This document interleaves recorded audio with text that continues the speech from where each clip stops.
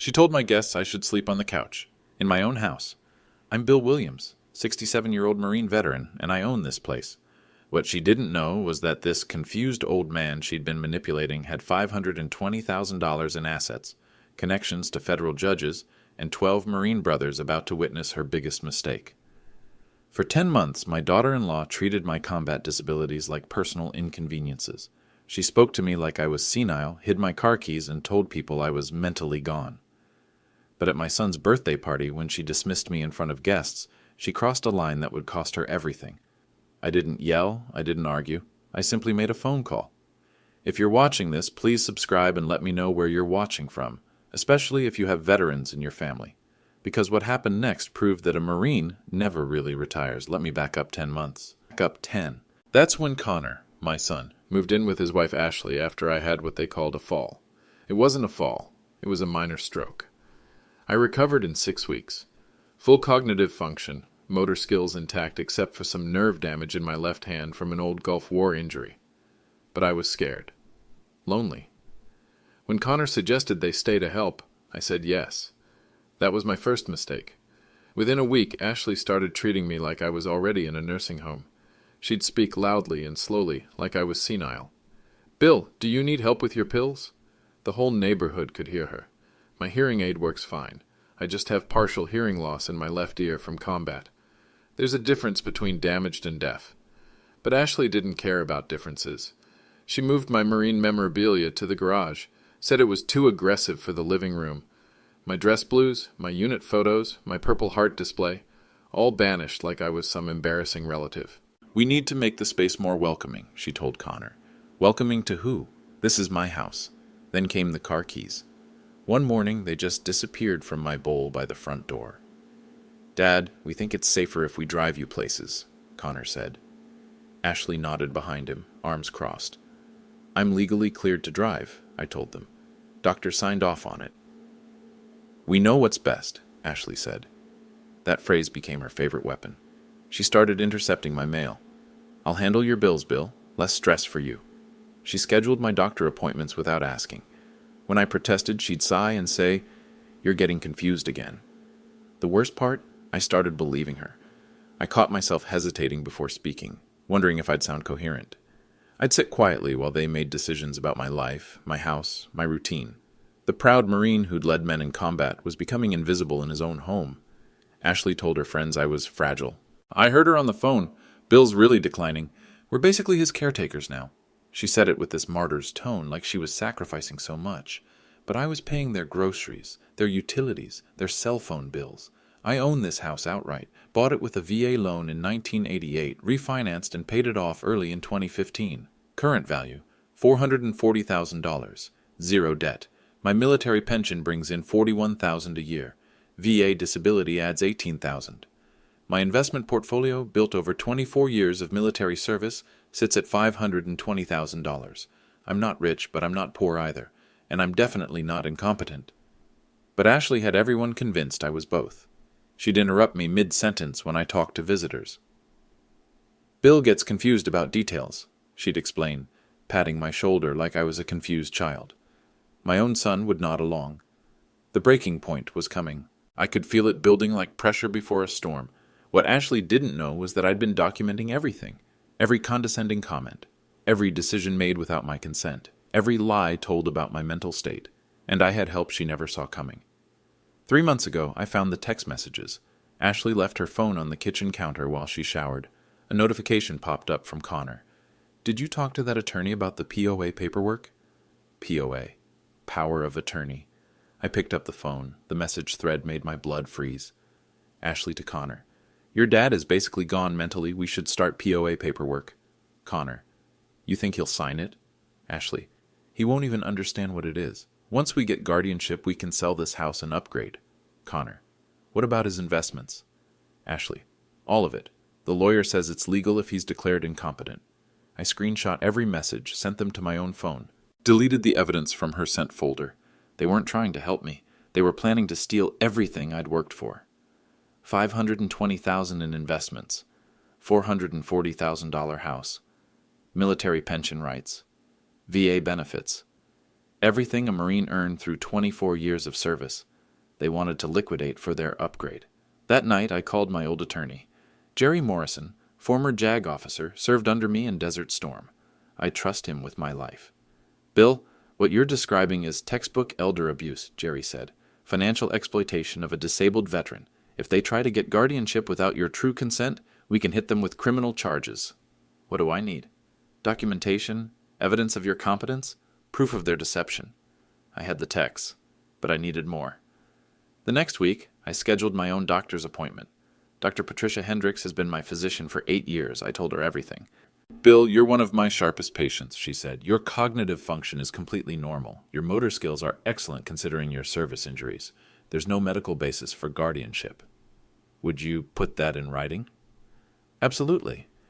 And I'm noting in your file that any claims about mental decline are false. But the real revelation came when I started adding up the numbers.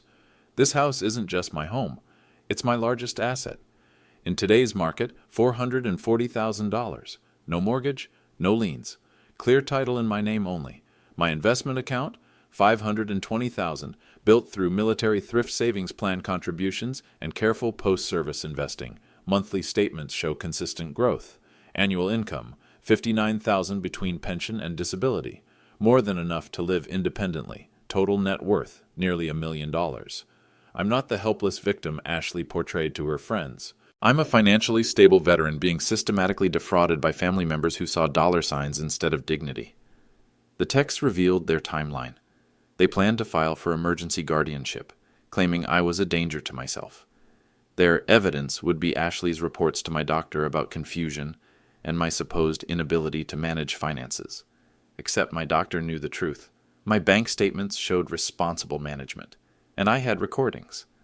Jerry had advised me that recording conversations in my own home was legal. I'd been documenting Ashley's manipulation for weeks. Bill, honey, you can't handle these bank statements, Ashley said one morning, taking my monthly investment report. You get too overwhelmed. I recorded everything. Her condescending tone, her false claims about my mental state, her discussions with Connor about liquidating my assets. But the smoking gun came from their lawyer consultation. Ashley thought I was napping when she took the call in the living room. I was actually in the hallway, recording on my phone. So if we can prove he's incompetent, we get full control of the house? Ashley asked. The lawyer's voice was clear. With guardianship, you'd have authority over all assets. Real estate, investments, pensions, everything. And he can't stop us? Not if he's legally declared incompetent. Ashley laughed. Actually laughed. Oh, he won't be a problem. Half the time he doesn't even know what day it is. That was a lie. I know exactly what day it is. I know what month it is. I know what they're trying to steal from me. But they didn't know what I was planning to take back. The psychological warfare started small. Death by 1,000 cuts. Ashley would forget to tell me about phone calls. Oh, your friend Jim called yesterday. I told him you were resting. Jim Morrison, my old sergeant. We talk every week. Had talked every week for 15 years until Ashley started intercepting. She'd rearrange my medications without asking.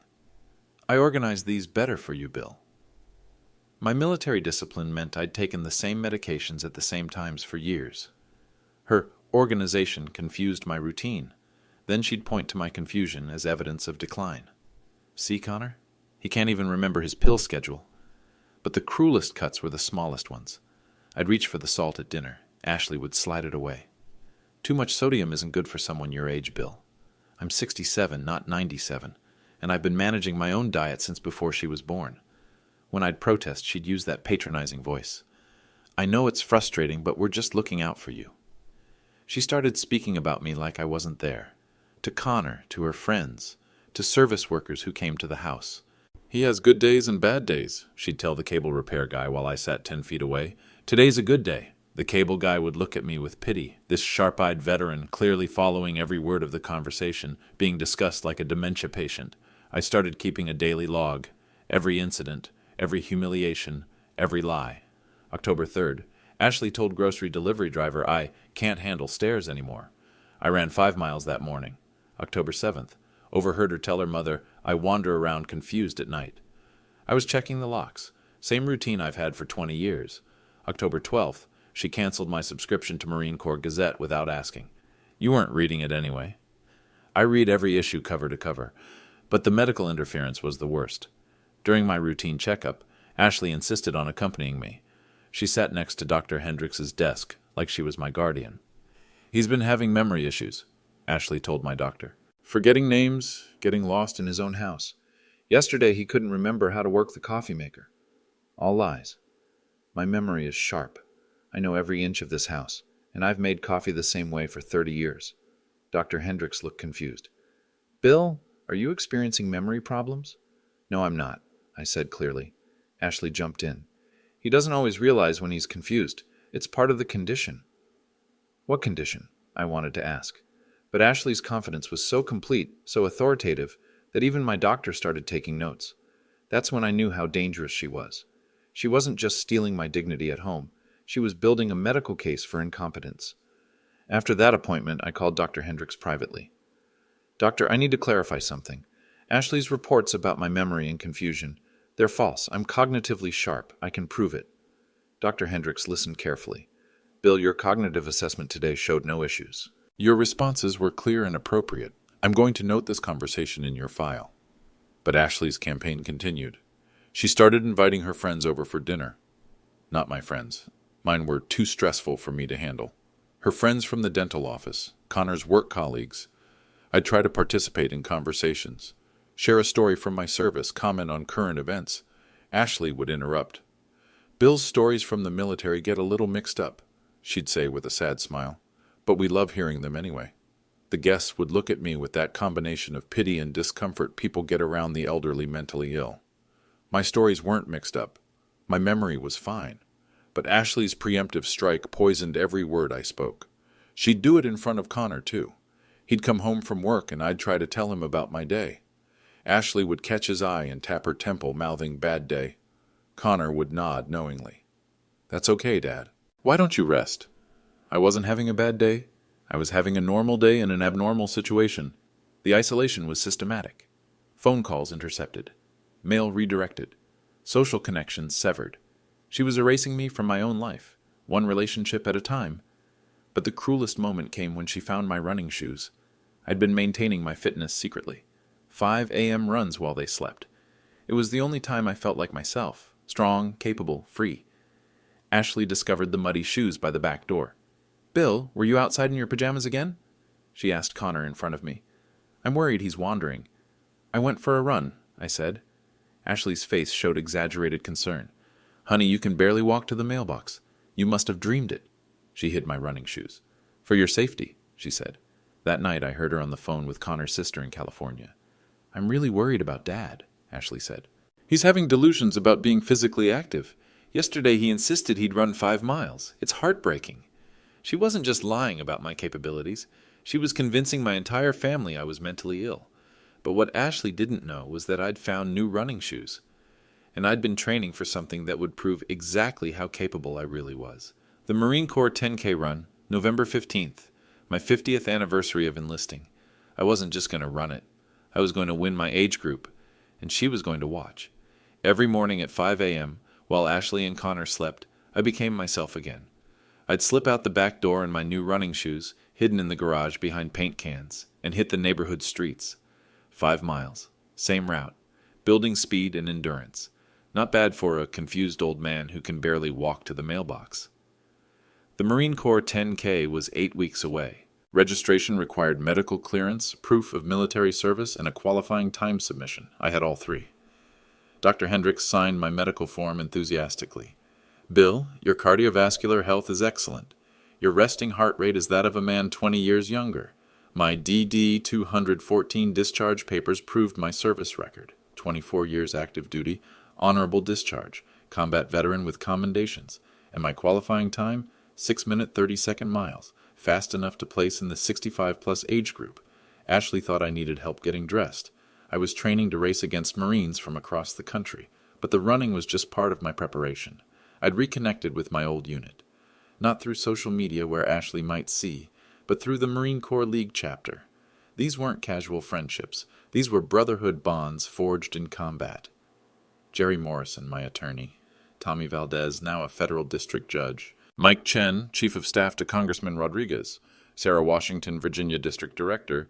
and 12 others from our Gulf War unit, all successful, all still connected, all wondering why I'd gone silent for 10 months. "Bill, where the hell have you been?" Tommy asked when I called. "We thought you were dead." I explained the situation carefully.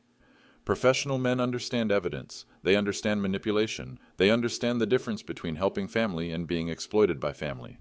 Jesus, Bill, that's elder abuse, classic financial exploitation pattern. I know, I'm documenting everything. What do you need? Witnesses. When this goes public, I need people who know who I really am. You got it, Marine. Each phone call revealed more about Ashley's deception. My old friends had been trying to reach me for months. Christmas cards returned, invitations unanswered.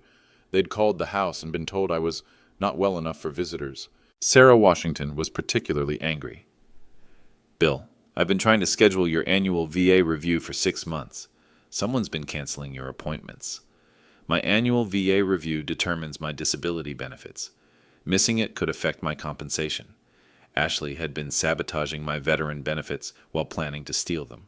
But the most important call was to my old commanding officer, now Brigadier General Patricia Reeves. "Captain Williams," she said when she heard my voice. The respect in her tone reminded me who I used to be, who I still was. "General, I need advice. Family situation. Financial exploitation."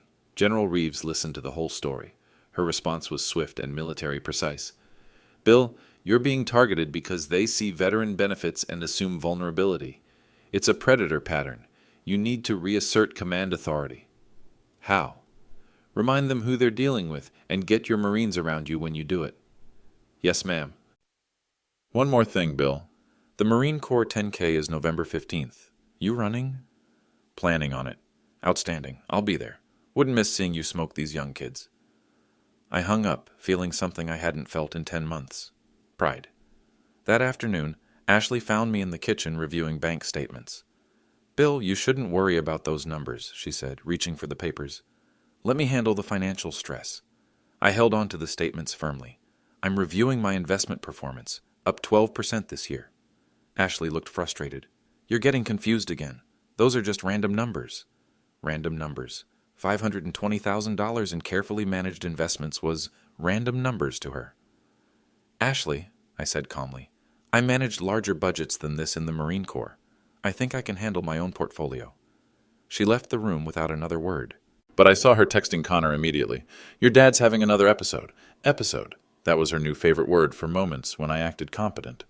7 weeks until the 10K. 7 weeks until my family reunion. 7 weeks until Ashley learned what an actual episode looked like. Connor's 36th birthday fell on a Saturday in October. Ashley had been planning it for weeks, but her version of planning meant taking over my house like it was her own. "We're having it here," she announced. Not asked, announced. "How many people?" I asked. "About 20. My friends from work, Connor's colleagues, some neighbors. Notice what was missing from that list. My friends, my veteran buddies, the people who'd known Connor since he was a kid. What about Jim Morrison? Tommy Valdez? Connor grew up calling them Uncle Jim and Uncle Tommy." Ashley waved dismissively.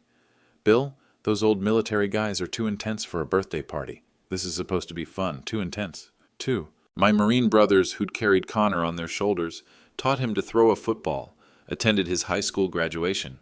They were too intense for his birthday. Besides," Ashley continued, "we don't want to overwhelm you with too many people." There it was again, her favorite excuse. Everything was about not overwhelming poor, fragile Bill. The morning of the party I dressed carefully. Clean khakis, my favorite Marine Corps polo shirt, the one with my unit insignia, polished shoes. I looked like what I was, a retired Marine officer attending his son's birthday celebration. Ashley took one look at me and frowned. "Bill, honey, maybe something more casual? You're a little overdressed." I was wearing khakis and a polo shirt, at a backyard birthday party. But apparently, showing pride in my military service was overdressed. "I'm fine," I said. "Well, try not to monopolize conversations tonight. Connor's friends don't really relate to military stories. Don't monopolize conversations. Translation, don't speak unless spoken to." The guests started arriving at 6. Ashley's dental hygienist friends, Connor's insurance office colleagues, a few neighbors I barely knew, young professionals with expensive clothes and craft beer preferences. I tried to mingle. Introduced myself to Connor's co-workers, asked about their jobs, shared appropriate small talk, but Ashley was always nearby, managing my interactions. When I mentioned my Gulf War service to a young man asking about my polo shirt, Ashley appeared instantly.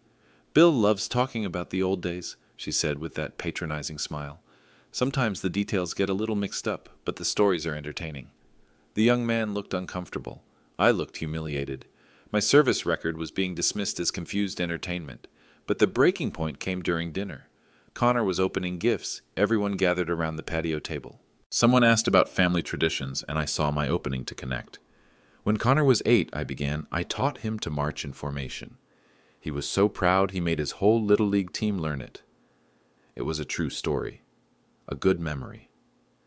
Connor had been fascinated by military precision, and I'd spent hours teaching him proper marching technique. His team used it to walk onto the field, and parents loved it. But Ashley couldn't let me finish. "Bill, honey," she interrupted, "nobody can understand you. Your hearing aid is whistling." My hearing aid wasn't whistling. I'd checked it before the party. It was working perfectly. But Ashley's interruption killed the story and made me seem like a confused old man with faulty equipment. The guests looked embarrassed. For me. That was the worst part. Their pity. Connor didn't defend me. He just looked tired.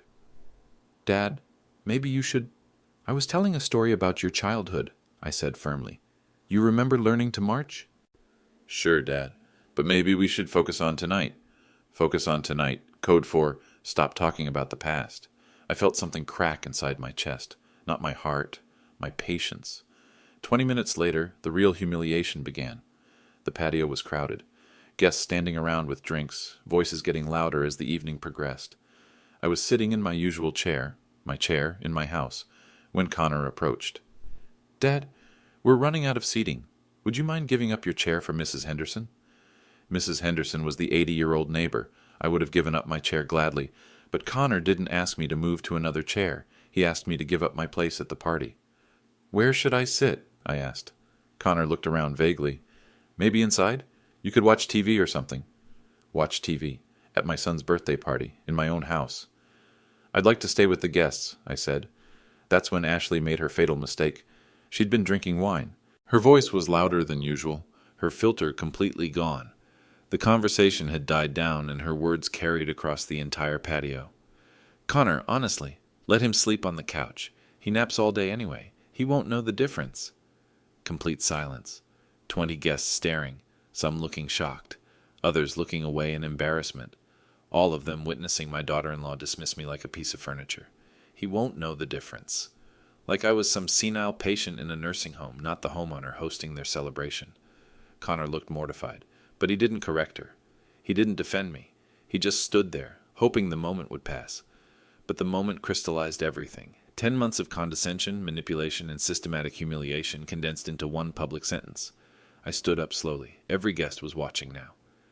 "Ashley," I said quietly, "this is my house. I know, Bill, but my house, my chair, my party that I'm hosting for my son." Ashley's face flushed. She'd realized her mistake, but pride wouldn't let her back down. "You're getting upset over nothing. We're just trying to make everyone comfortable." "Everyone comfortable, except the man who owns the house." Connor finally found his voice. "Dad, let's not make a scene." Make a scene. I was being evicted from my own party, and I was making a scene by objecting. But I didn't yell. I didn't argue. I did something much more dangerous. I smiled. "You know what, Ashley? You're absolutely right. I should let you handle the hosting duties. After all, you've been making so many decisions about my life lately." My voice was calm, conversational, but every guest could hear the steel underneath. "I'm going to make a phone call. Please, everyone, enjoy the party. In my house, that I own, with my money." Ashley's eyes flashed. "Bill, you're embarrassing yourself." "Am I? Let's see who ends up embarrassed." I walked inside, pulled out my phone, and made the call that would change everything. "Jerry, it's Bill. Tomorrow is game day. Get the Marines." Through the window, I could see Ashley trying to recover with the guests, explaining how difficult I'd become lately. Connor was apologizing for my behavior, but in 24 hours she'd discover exactly how difficult a Marine could be, and she'd learn it in front of a much bigger audience. Sunday morning came gray and quiet. Ashley and Connor were nursing hangovers from the party, barely speaking to me over coffee. The silent treatment was fine by me. I had preparations to make. At 10 a.m., I started moving furniture in the living room, pushing the couch back, arranging chairs in a circle, setting up the coffee table for documents.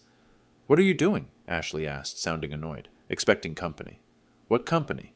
You didn't tell us anyone was coming." I looked at her directly. I don't need permission to have guests in my own house. Ashley's face tightened. Bill, we have plans today. Connor and I were going to look at houses. Look at houses. With my money, no doubt. The money they thought they'd be controlling soon. Look all you want. But this afternoon, I'm having visitors. Connor appeared in the doorway. Dad? What visitors? You should have asked us first. Should have asked. In my own house, for my own guests. Marine Corps unit reunion, I said simply. 24 years of brotherhood. They're coming to see their old captain. Ashley laughed, actually laughed. Bill, your military friends don't want to drive out here to see you. You're imagining things again. Imagining things. That was her newest favorite phrase. We'll see, I said. At noon, the first car pulled into my driveway. Jerry Morrison's black Lexus, then Tommy Valdez's silver BMW, then Mike Chen's red pickup truck. Ashley watched through the window, her confidence starting to crack.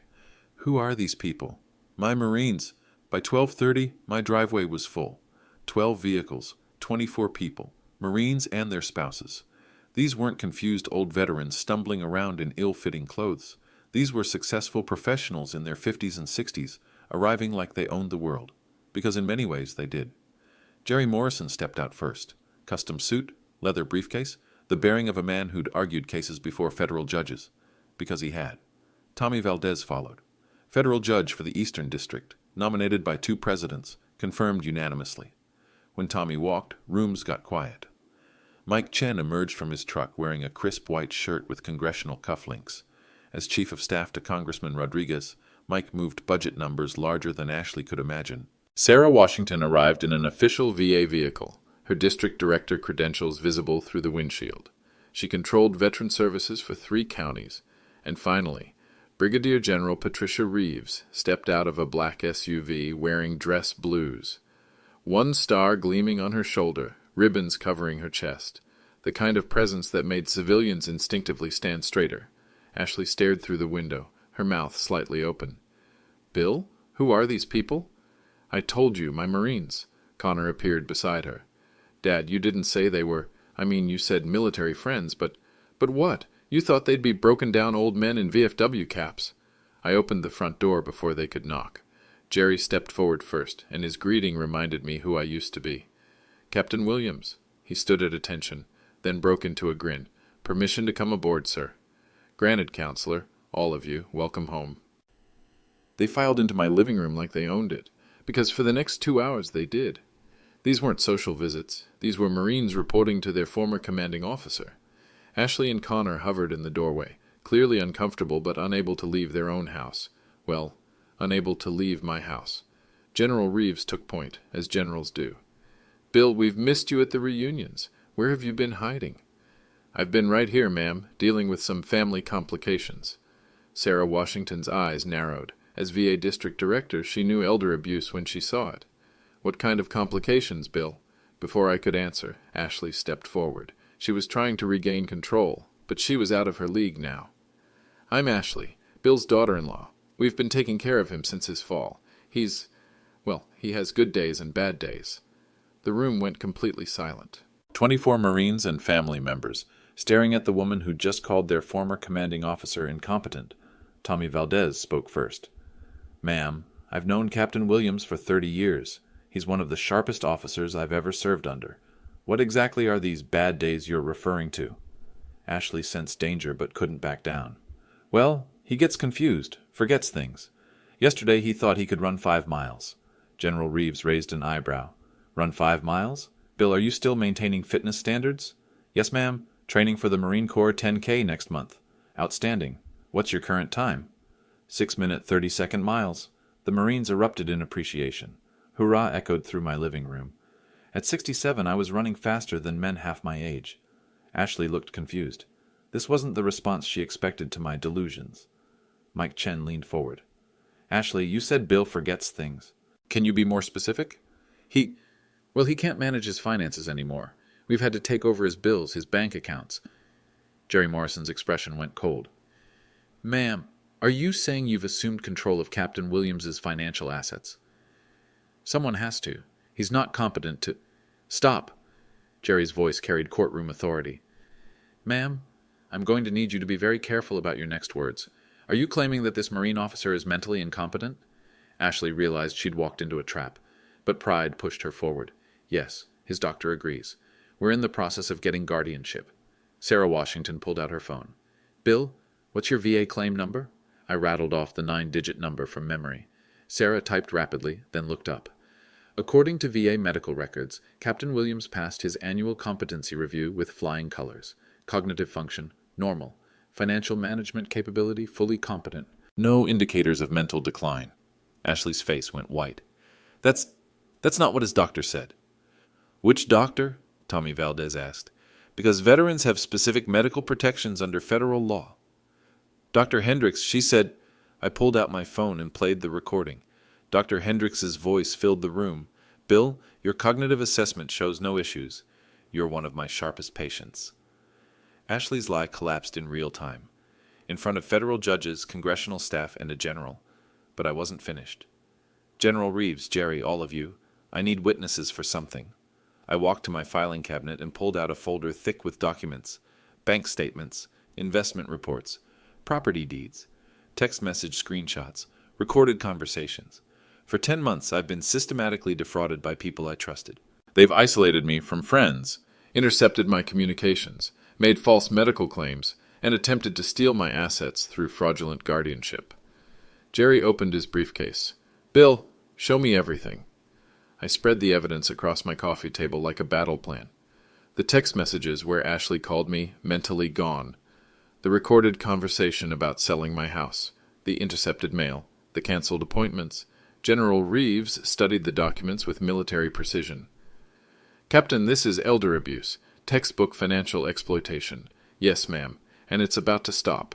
Ashley tried one last desperate play. You can't believe him. He's confused. He's making this up.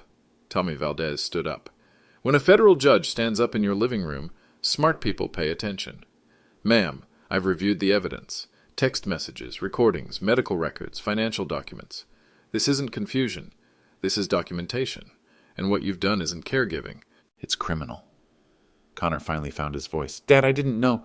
Connor, you're my son, but you let your wife convince you I was incompetent. You stopped listening to me and started listening to her. Ashley's control shattered completely. This is insane. He's a sick old man. You're all enabling his delusions. That's when Sarah Washington delivered the knockout punch. Ma'am, I'm Sarah Washington, Virginia District Director. Based on what I've witnessed today, I'm initiating an elder abuse investigation. And if you continue to claim that a decorated combat veteran is delusional, I'll add harassment of a disabled veteran to the charges. Ashley realized she was facing federal officials. Real authority. Real consequences. But the best part was still coming. I stood up in my living room, surrounded by my Marines, and felt something I hadn't felt in 10 months. Command presence. Ashley, Connor, I need you to listen very carefully to what happens next. General Reeves nodded to me. Captain, you have the floor. For 10 months, you've treated me like an incompetent burden. You've made decisions about my life, my house, my health, and my finances without my consent. You've lied to my doctors, intercepted my mail, and isolated me from my friends. You thought you were dealing with a helpless old man. I gestured to the Marines filling my living room. You weren't... Jerry Morrison opened his briefcase and pulled out a legal document. Ashley Williams, this is a cease and desist order. You are hereby prohibited from accessing William Williams' financial accounts, scheduling his medical appointments, or representing yourself as his caretaker or guardian. Ashley's face went pale. You can't do this. We live here. We take care of him. Tommy Valdez pulled out his own documents. Ma'am, we have a court order freezing any guardianship proceedings pending investigation of elder abuse allegations. Your attempt to gain power of attorney through false competency claims is documented fraud. This is insane, Ashley said, but her voice was shaking now. Sarah Washington stepped forward with her own paperwork. I've also initiated a VA investigation into interference with veteran benefits. Canceling Captain Williams' medical appointments and misrepresenting his mental state to federal agencies carries serious penalties. But I wasn't done. Not even close. Everyone, I want to show you something. I walked to the center of the room and began removing my polo shirt. The Marines understood immediately. Ashley and Connor looked confused until I revealed what was underneath. My Marine Corps 10K racing singlet, race number 247. My name and age group clearly printed, Williams, William, M, 65 plus. Ashley told you yesterday that I'm delusional about running. She said I can barely walk to the mailbox. Connor, you've heard her say I'm too weak for physical activity. I pulled on my running shoes, the ones Ashley had hidden, the ones I'd replaced. General Reeves, would you like to see how weak I really am? Hurrah, Captain. Lead the way. The entire group moved to my backyard. 24 witnesses, half of them federal employees, following a 67-year-old man Ashley had called physically incompetent. I walked to my back fence, exactly 1.2 miles to the community center and back, a measured course I'd been running for months. Ashley, Connor, you're about to see who I really am. I started running, not jogging, running. 6-minute, 30-second mile pace, the same speed I'd maintained in training. Behind me, I could hear General Reeves calling cadence. Sound off. 1, 2. Sound off. 3, 4. The Marines joined in, their voices carrying across the neighborhood. My neighbors, the same ones who'd heard Ashley call me fragile, came out to watch. I ran with military precision.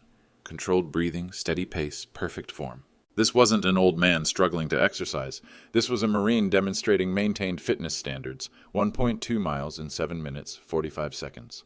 I finished in my driveway, barely winded, while Ashley stared in shock. Any questions about my physical capabilities? I asked.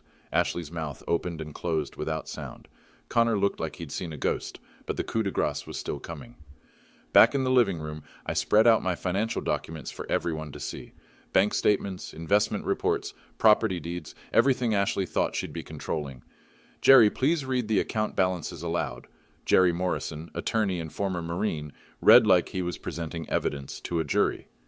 Checking account, $17,412. Investment account, $523,896. Property value, $440,000. Zero debt. Ashley's face went white. She'd known I had money, but seeing the numbers read aloud by a federal judge's attorney made the theft attempt real. Total net worth, Jerry continued, approximately $960,000. Tommy Valdez looked at Ashley with judicial coldness. Ma'am, you attempted to gain guardianship over nearly $1 million in assets belonging to a competent veteran. That's not just elder abuse. That's federal fraud. Mike Chen pulled out his phone. Bill, as congressional staff, I'm required to report attempted fraud against veterans. This case will be forwarded to the appropriate authorities. But Sarah Washington delivered the final blow. Captain Williams, based on today's evidence, I'm recommending criminal charges for elder abuse, financial exploitation, and interference with veteran benefits. The penalties include federal prison time and permanent loss of access to the victim. Ashley finally found her voice. This is crazy. We were helping him. We moved in because he needed help. I pulled out my final piece of evidence, the recording from her phone call with the attorney about liquidating my assets. Ashley's voice filled the room. Once we get guardianship, we can sell this house and upgrade. Silence. Complete, damning silence. General Reeves stood at attention. Captain Williams, you have command authority over this residence. What are your orders? I looked at Ashley, then at Connor. My son looked ashamed, finally understanding what his wife had tried to do. Ashley, Connor, you have 48 hours to pack your belongings and leave my house. All financial access is terminated immediately. All decision-making authority is revoked permanently. Ashley's composure finally cracked. You can't kick us out. Connor is your son. Connor will always be my son. But he chose to enable your theft instead of defending his father. That choice has consequences. I turned to my Marines. Gentlemen, ladies, thank you for restoring my command. Dismissed. As they filed out, each Marine stopped to shake my hand. Not the handshake you give an old man. The handshake you give a fellow warrior. Semper Fi, Captain, General Reeves said. Welcome back. Monday morning brought consequences that rippled through Ashley's life like shockwaves. At 9 a.m., 2 FBI agents arrived at my door. Not for me, for Ashley. Financial crimes against veterans fall under federal jurisdiction. Agent Martinez showed his credentials. Mr. Williams, we're here about the elder abuse complaint filed by the VA District Director. We need to interview all parties involved.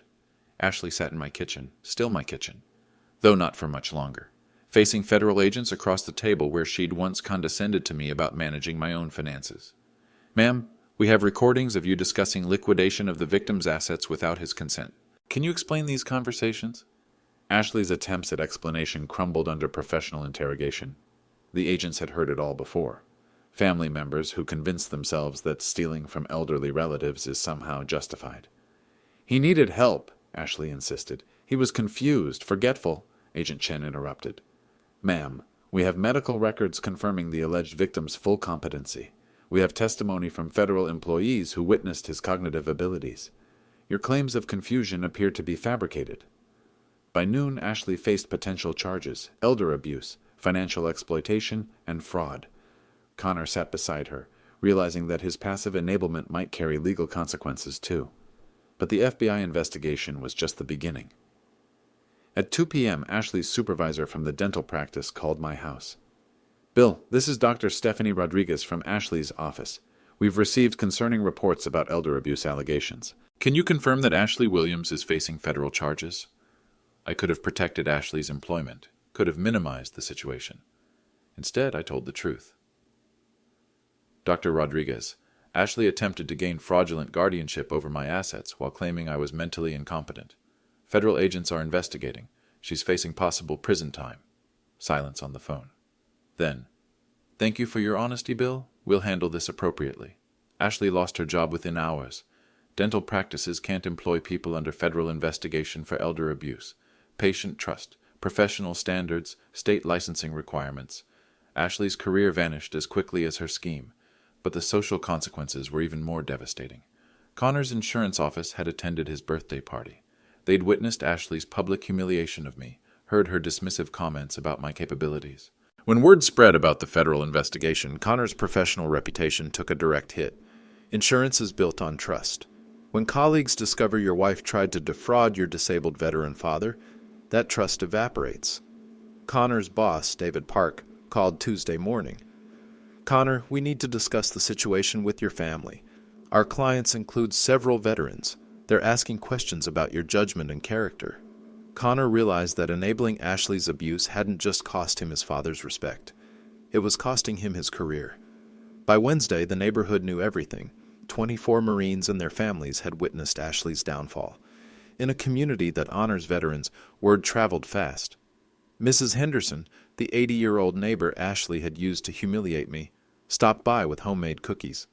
"Bill, I heard what that woman did to you. I'm so sorry we didn't see it sooner." She was very convincing, Mrs. Henderson. "Well, she's not fooling anyone now. The whole neighborhood is talking about those federal agents. Good for you for standing up to her." The social isolation Ashley had imposed on me reversed completely.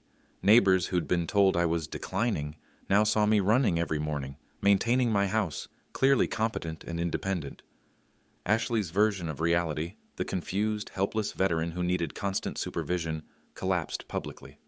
But the cruelest consequence was the loss of family support. Connor's sister, Rebecca, called from California after hearing about the investigation. "Dad, I'm so sorry. Ashley told us you were getting dementia. She said Connor was sacrificing everything to take care of you. We had no idea she was lying." "Rebecca, sweetheart, I'm fine. I've always been fine. I can't believe Connor let this happen. I can't believe we believed her lies about you." Connor overheard the conversation, watched his family turn against his wife and question his judgment. The son who'd wanted to please everyone had pleased no one. Thursday morning, I found Connor packing boxes in the garage. "Dad, I don't know how to apologize for this. Connor, you chose to trust someone who was lying about me. You stopped seeing me as your father and started seeing me as Ashley's burden. I thought we were helping. Helping? Or were you planning to inherit my house earlier than expected?" Connor's face crumpled. "I never wanted this to happen." "But you let it happen. For 10 months you watched her treat me like an incompetent child, and you said nothing. What can I do to fix this?" I looked at my son, unemployed, facing potential criminal charges, married to a woman under federal investigation, estranged from his sister and father. You can learn the difference between helping someone and controlling them, and you can make sure this never happens to another family. Friday afternoon, exactly 48 hours after my ultimatum, Ashley and Connor loaded their last boxes into a moving truck. Ashley's final words to me were predictably bitter. You'll regret this, Bill. You'll be alone, and you'll need help, and we won't be here. Ashley, I said calmly, I was alone for 10 months while you lived in my house. Being actually alone will be an improvement. She slammed the truck door and drove away, taking Connor with her. I watched from my front porch, surrounded by the neighbors who'd learned the truth about who I really was. Alone, but not isolated. Quiet, but not silenced. Free. 2 weeks later, I ran the Marine Corps 10K in Washington, D.C. Not only did I finish, I won my age group, 67 years old, beating men 20 years younger, proving that Ashley's narrative about my physical decline was as false as everything else she'd said about me. General Reeves presented my medal personally. Captain Williams, you've shown that Marines don't retire. We just change duty stations. The medal meant everything and nothing. Everything because it proved my competence publicly. Nothing because I'd already proven that to the people who mattered. My house felt different without Ashley and Connor. Quieter, but not empty. Peaceful instead of tense. I could eat salt with my dinner, check my own mail, answer my own phone calls. The garage conversion project began immediately. With help from my Marine brothers, I transformed the space where Ashley had banished my military memorabilia into a workshop for disabled veterans. Tommy Valdez connected me with the Veterans Administration's Adaptive Equipment Program. Jerry Morrison handled the legal nonprofit paperwork. Mike Chen secured congressional funding for tools and supplies. By December, Marine Workshop Solutions was serving 23 disabled veterans across 3 counties. We adapted homes for wheelchair access, built custom furniture for specific injuries, created tools that worked with prosthetics and limited mobility. The irony wasn't lost on me. Ashley had called my disabilities inconveniences. I'd turned them into qualifications for helping other veterans. Connor called on Christmas Day. His voice sounded different, humbler, sadder, older. Dad, Ashley, and I separated. She's facing trial in March. I'm living in a studio apartment working at a different insurance office. I'm sorry to hear about your troubles, son. Are you? Really? I considered the question honestly. I'm sorry you're suffering. I'm not sorry you're learning consequences. Could I come visit sometime? Connor, you'll always be my son, but you'll never again be welcome to make decisions about my life. I understand. Do you?